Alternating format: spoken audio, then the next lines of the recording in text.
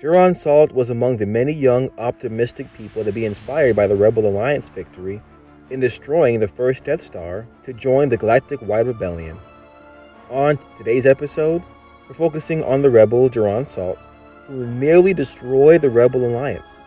Let's get to the video.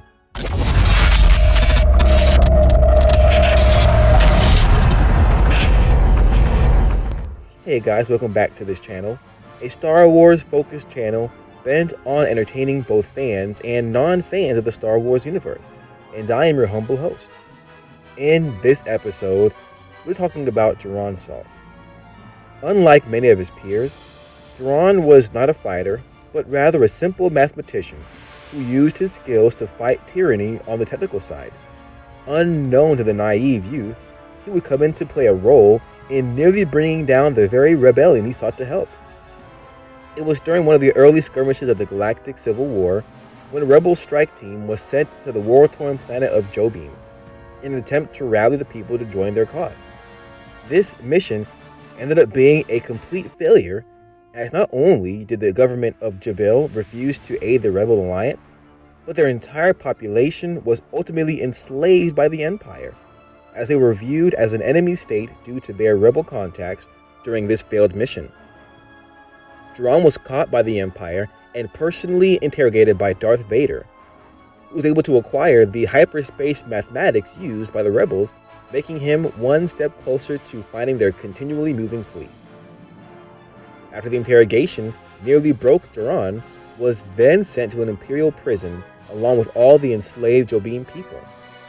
While there, he was brought under the hand of the Imperial intelligence, who continued to torture for more intel.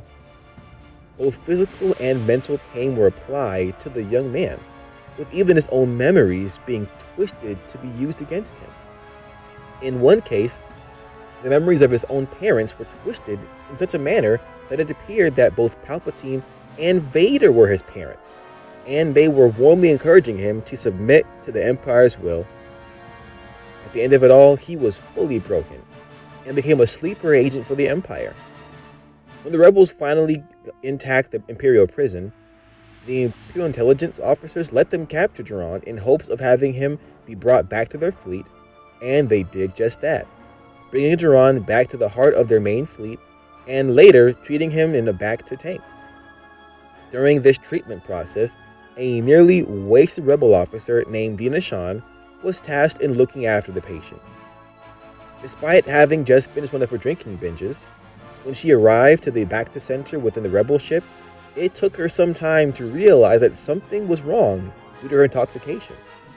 But as she sobered up, she realized that one of the Bacta tanks had been shattered. As she explored the facility, she was stalked by a bloodthirsty Jorin from the shadows. When the time was right, Jorin attacked Dinah and began to strangle her with the wire.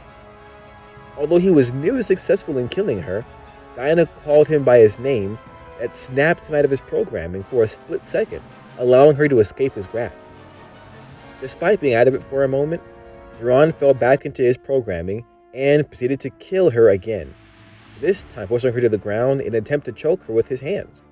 But once again, he was able to fight his programming enough to prevent his murder, stopping at the last second and letting Dinah go, with him then confessing that the Empire had wanted him to do. He then broke down crying after realizing what he had tried to do. Following that, Jorin was put in the detention center and was later interrogated by the rebels. Despite his attempt of killing one of their own, they saw his clear conviction of regret over his actions and believed he was on his way to being fully free from his programming.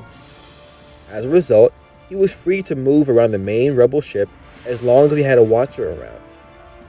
This same time, the rebel high command received intel that an Imperial officer named Janek, Sunburn nicknamed Tank, wanted to defect to them.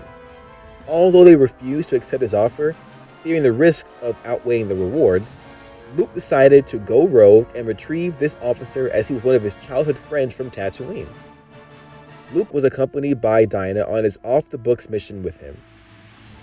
Eventually succeeding with retrieving Tank, unknown to be them however, Tank was an Imperial spy part of Vader's plan in locating the rebel fleet. Despite this, he tricked the rebels into believing his story of defection with them, giving him limited privileges to roam the rebel ship. Luke and Diana, on the other hand, were rebuked for refusing to follow the orders of the High Command. As time passed, Jorin was believed to have fully been freed from his programming, allowing him to roam as he pleased. This, of course, was a huge mistake for the rebels. During a High Command meeting at the ship's bridge, Jorin casually walked up as if nothing was wrong. Despite being greeted with joy by the others for his full recovery, Jorin instinctively opened fire on everyone in the room, murdering numerous rebel leaders and nearly killing Leia. Luke was quick on his feet, disarming Jorin, but it was all too late, as the sleeper agent had given away the location to the Empire and had disabled the rebel fleet's hyperspace navigational computers. As this was erupting in chaos, Tank made his move as well, and taking Luke as hostage at blaster point, both were shocked at this betrayal, and desiring to treat Leia, Luke was at his former friend's complete mercy despite his begging to be let go. Tank refused and forced Luke to carry Leia on his back while they moved to a shuttle to be taken to Vader. And all the while this was happening, the rebel fleet was being completely devastated by Imperial Star Destroyers. As the internal structure of the ship they were in started to fall apart, Luke made his move and attacked Tank. They got into a bloody fight, with Tank coming out on top. Knowing he lost, Luke did not beg for his life, but rather Leia's promising Tank that he would come with him to Vader as long as he saved Leia. This moved Tank enough for him to do just that, save Leia before she could plummet to her death after another explosion from the ship. When given the chance to save himself or her, Tank chose Leia, handing her arm to Luke and allowing himself to fall to the fiery pit below. Across the same ship, Jorin was still desperately fighting his programming with all his former Alliance bodies around him. Jorin was drowning in guilt over what he had done and in weakness and not being able to fight what the Empire had done to him. During his internal struggle, he was starting to get burned up from the nearby debris. Nonetheless, he continued to fight through it to the point of re-enabling the fleet's hyperspace navigational computers. When he was successful in doing this, and the fleet jumped safely into hyperspace, Jorin was fully consumed by the flames and ceased to exist. His noble sacrifice was later discovered by the rebels following a recording, and it was clear to them just how dangerous it was to be captured by the Empire. If you liked this episode, don't forget to click on the subscribe button and notification bell to get notified when we drop another awesome Star Wars video. Have fun!